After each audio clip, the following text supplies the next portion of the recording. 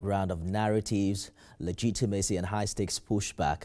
Just today, Masab, long seen as a voice in the Igbo regional activism, rejected calls for a seat at home on election day, accusing those behind the order of being disgruntled and sponsored, and also affirming that they will instead mobilize in favor of a credible election. At the same time, a human rights watchdog, Inter-Society, has described the recent leadership change at INEC as a critical test for electoral credibility in Anambra. They argue that the new INEC team must prove themselves impartial in practice, not just on paper.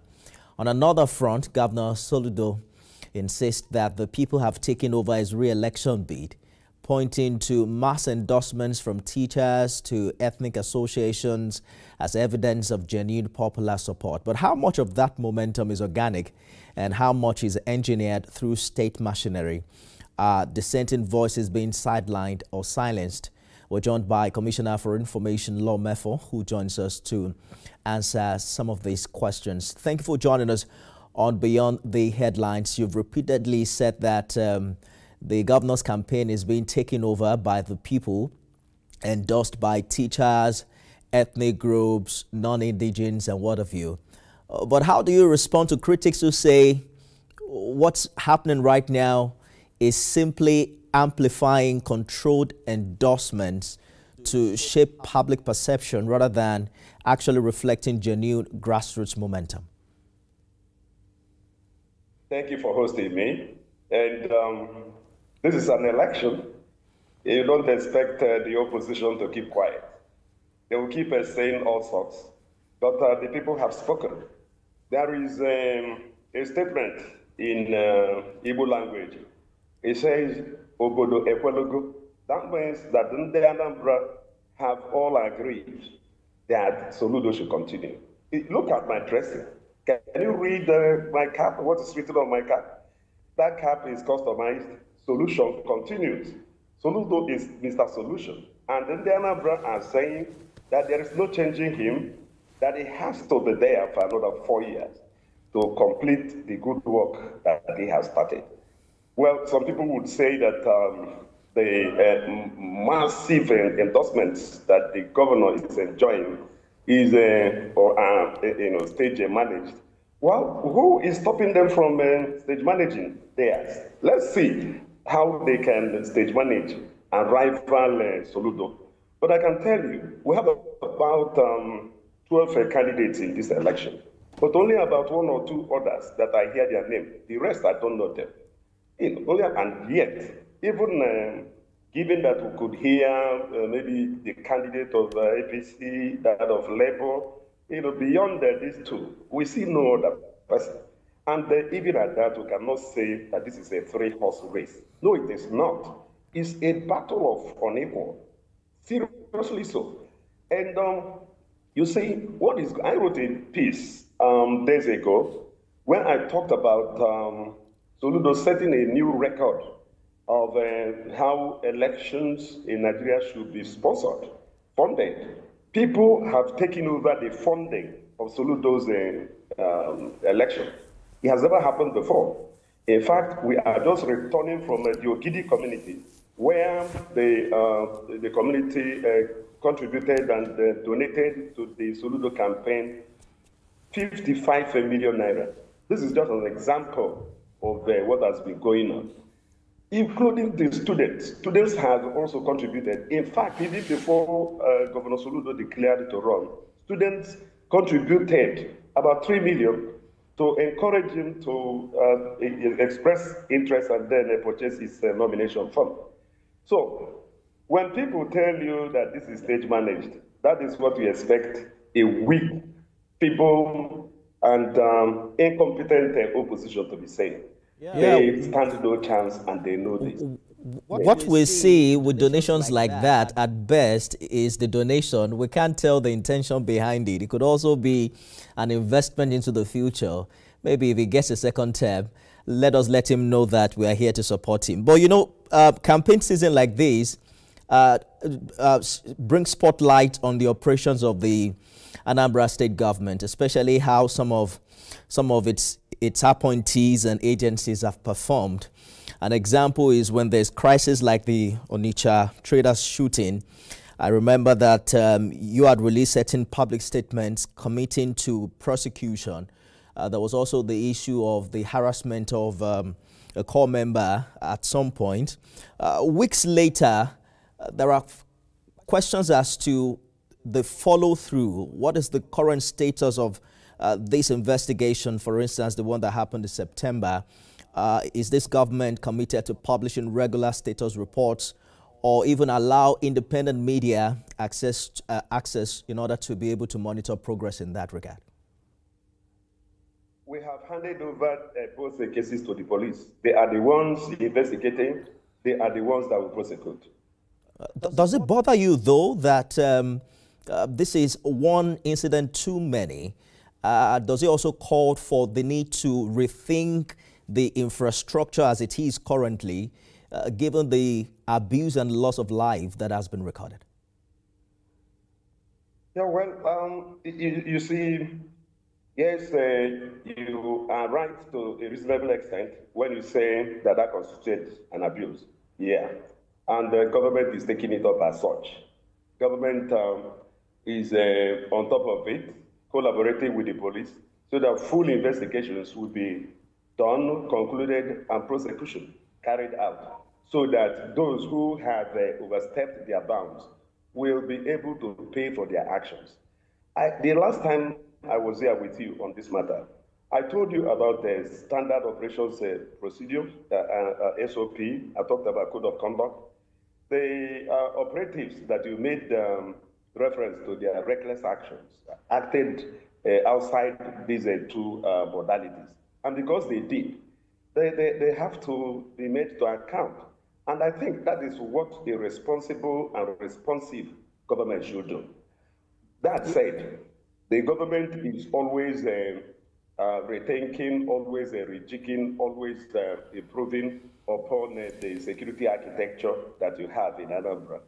Collaborating with the police, I think I told you the last time we had this conversation, that even the CP of police in Anambra had undertaken the retraining of Agune Chamber. And that training has been completed, and that has made them even more professional. That is how government is looking at this, ensuring further training, ensuring their welfare, and prosecuting those who fall outside the SOP and outside the code of conduct. That is what we are doing.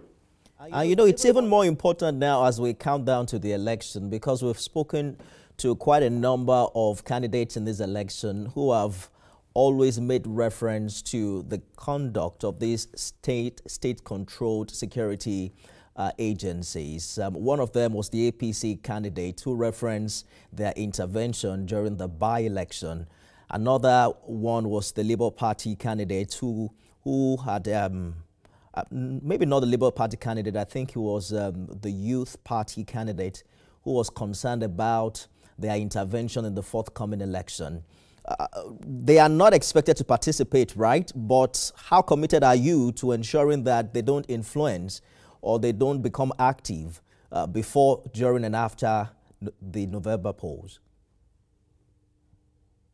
I expect what happened during the by-election that took place in Anambra, the off-season election to replace the late Senator Ifanyoba, to happen again. The AIG of police that was in charge of election security, the first thing he did was to ensure that Agune Chamber didn't participate in election security. He issued a statement and they didn't participate. So I am surprised that somebody is saying that the Agune Chamber interfered in the election security during the off-season senatorial by-election. They didn't. In fact, you talked about the candidate of All Progressives Congress, right, APC. Their candidate is Nicholas Okachukwu. I think he also calls himself a prince. Well, if he was the one complaining, I will be surprised. Was it not the same Okachukwu that confronted a sitting deputy governor telling him that he would burn down his car and nothing would happen. It happened, even the TVC correspondent in Anambra covered it. So if he could say such a thing to the sitting governor, what is the moral ground that is standing to accuse Agune Chamber of participating? I can't remember him specifically saying that, but I remember he was also questioning what the deputy governor was doing there at the time, because the election wasn't holding in his constituency. Well, you have a correspondent in Anambra. Ask him to send you the tape where Nicholas Okachuku told Dr. Onekachuku Ibezim, a sitting deputy governor of Anambra State, that he would burn down his vehicles and nothing will happen. I just quoted him. I can't be making this up. I hear you, and what I'm just saying is that I haven't seen that clip. I mean, I saw the clip, but I did not hear him say that specifically. And I'm just saying I can't independently confirm or verify what you're saying. But the point I'm making is that I also heard him ask the deputy governor. Just a minute, sir, if you can hear me. I also heard him question the deputy governor exactly what he was doing at that polling unit, which wasn't his constituency at the time. Does that bother you? I mean, his ability to move around at such a critical time. Why should it bother me? The deputy governor, listen, the deputy governor was not outside his constituency, out of what you may call, should I say, going beyond his legal bounds. The governor of the state is the chief security officer, and the deputy deputizes the governor in all ramifications, including the issue of security. So there is nothing out of place for a deputy governor to be up and about, ensuring that security is top-notch during the elections. I hear you, but that's highly debatable because it's also an interested party. And I'm sure that INEC wouldn't even, I don't think there's any INEC rule that gives even Mr. Governor to go about during election. But I don't want us to waste too much time on that. I want us to speak to... Just wait. Okay. No, wait. No. Can I land on that point? Yes, please do. That point. Go ahead. The Constitution of the Federal Republic of Nigeria or the Electoral Act does not in any way suspend the powers of the governor during the election. It does not. And the deputy governor can always stand in for the governor. And that also... The point I'm making is that he is not the police, right? He is not the one to single-handedly enforce security in that regard. But allow us to move on, because there are quite a number of other issues I want to, and I don't want us to waste too much time on this, because we're not going to agree on that matter. I'm sure you've seen Massob's release recently, rejecting a sit-at-home order and saying that it's going to back this election. I want to ask you first, what is the status with sit-at-home as we speak today in Anambra? Sit-at-home has fizzled out in Anambra. So on what basis is any armed group calling for a sit-at-home? Is that something that worries the state government ahead of this particular election? How would I know? How would I know? How would I know? You still have remnants of Biafra agitators still talking about sit-at-home, but the people are no longer complying. This is what is important. If the forthcoming election, November 8th, will be affected adversely by such a threat, we would have seen it during the off-season senatorial election that took place weeks ago. So I know that the Nigerian police are on top of it. They will ensure maximum security. We don't anticipate any disruption or any, should I say, apathy induced by such a threat. It's not the first time they are issuing such a threat, but it will not have any significant effect. What is the state government's official response to the statement by the Movement for the Actualization of Sovereign State of Biafra, announcing that it has mobilized residents across the state to actively participate in next month's governorship election? we don't need to react officially to what the Mazov has said. No, we don't need to. They have simply joined the litany of groups and individuals who are calling for the return of Soludo. What is raging all over Anambra State, is that Soludo has 4 more years. This is a fact. You have a correspondent here in Anambra. Let him give you some information. What is going on here? Anambra Central has endorsed Soludo, North has, and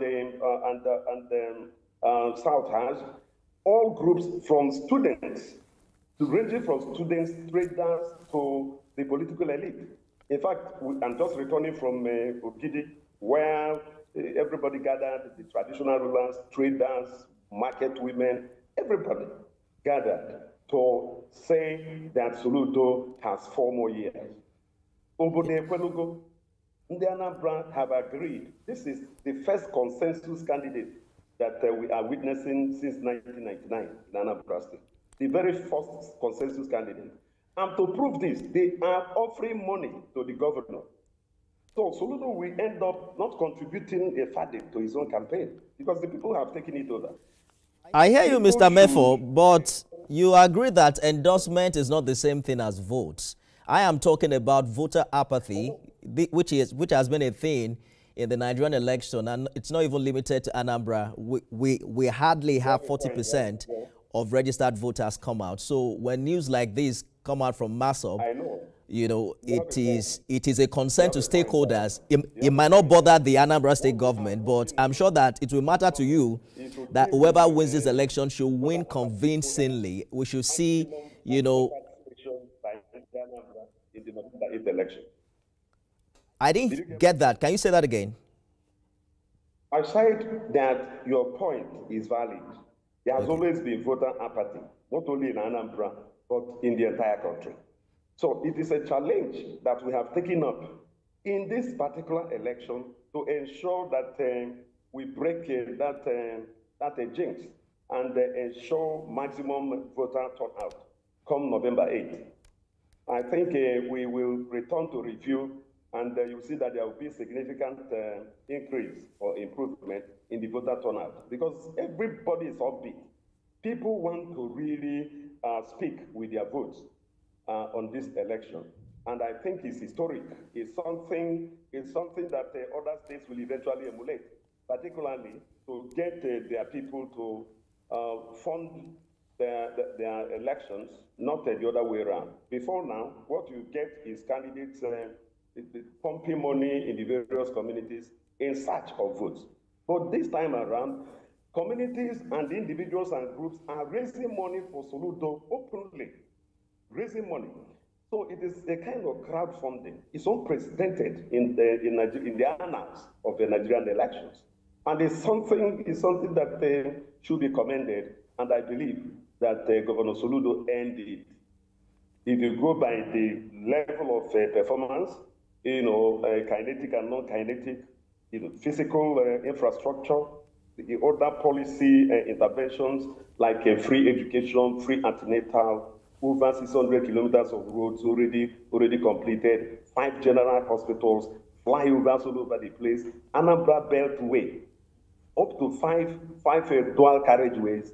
And these dual carriageways are federal roads that Soludo is constructing. It will not be a flyover, brand new government house, a jinx that Soludo broke after 34 years, and the Solution Fund City that is not only a leisure stopover for every Anambra of any age, of every age, it is also a money spinner. Go and look at the kind of urban regeneration you find in a place like Oboko. Oboko used to be the biggest urban slum in Onitsha, a suburb of Onitsha, one local government to be precise. But they are now in a new haven because they now have a pipe-borne water, they have street lights, they have roads, they have brand new general hospital.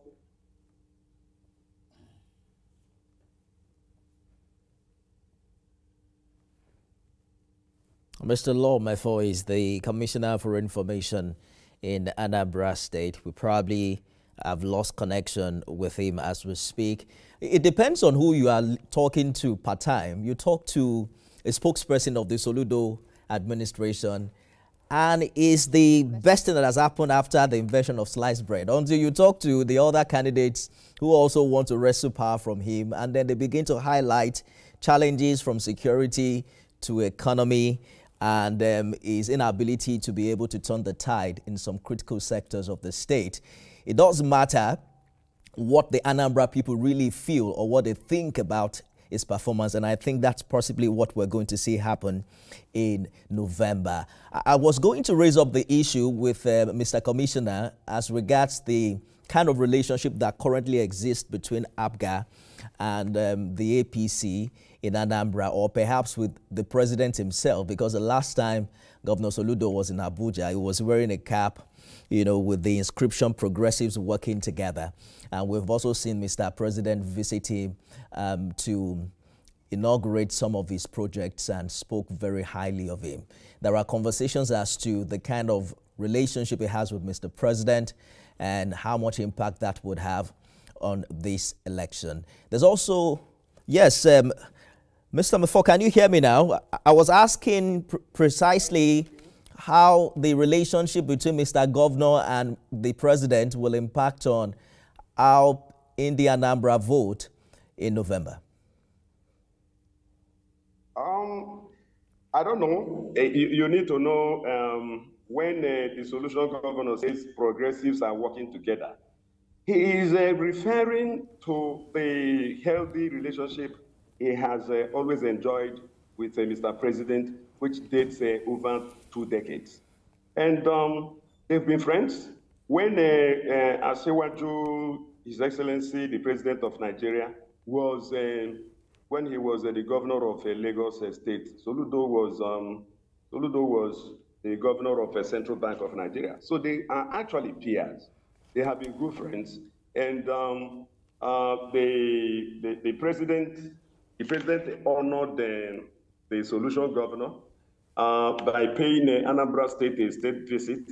The state visit was unprecedented, and the president made some iconic statements. That day, he told them, the Anambra, we have a solution. Soludo is the solution. He knows the way. We will work with him inclusively. I just quoted Mr. President. And since then, it has been a kind of continuation of the healthy relationship. And it's rubbing off on Anambra, on the Anambra, because the government, the federal government under His Excellency Bola Tinubu, there has been extending some interventions in Anambra in an area of road, area of gully, erosion control, and a good number of other areas. And it shows that the governor has ensured that there is a connection between Anambra and the center. And this is actually in furtherance of a policy run by the All Progressives Grand Alliance to always work with the government at the center. So it's not a policy that Soludo initiated. It goes back to the days of P2B as governor of Anambra State. Soludo is only accentuating it. And it is indeed progressives working together. We are enjoying it. It's a policy that has actually helped Anambra. Yeah, it's a little bit different because at that time it was the PDP, and there's no progressives in the people's, at least in the nomenclature of the PDP as a party. We have to go now. I've also spoken with APC stakeholders in Anambra who have strong opinions that it is practically impossible for Mr. President to engage in any anti-party activity ahead of that election. We have to go now, Mr. Mefor. Suppose this election goes in favor of the opposition. The Governor Soludo that you know, do you think he will concede defeat and congratulate the winner? That is what you've just presumed is unthinkable. we haven't even thought along that line. Because well, they say that a politician that is fair must be able to think about defeat, except he's not ready to relinquish power. In this case, defeat in this case cannot be contemplated. All right. We are looking forward to setting a new record. We are sure of winning in 21 over 21 local governments. All right. We are sure of winning in the 326 wards. We are also Mr. Mefor, to win in the 5,720 wards. We have completely run out of time. Let me wake up. And these are the polls. We have to go now. Lord Mefor is Commissioner for Information in Anambra. Thank you so much for talking to us on the program this evening. Is always mine. Let's do it again. Remember that you can watch it again at midnight and 6 a.m. tomorrow. I am Nifemi Ogutoye. See you again soon.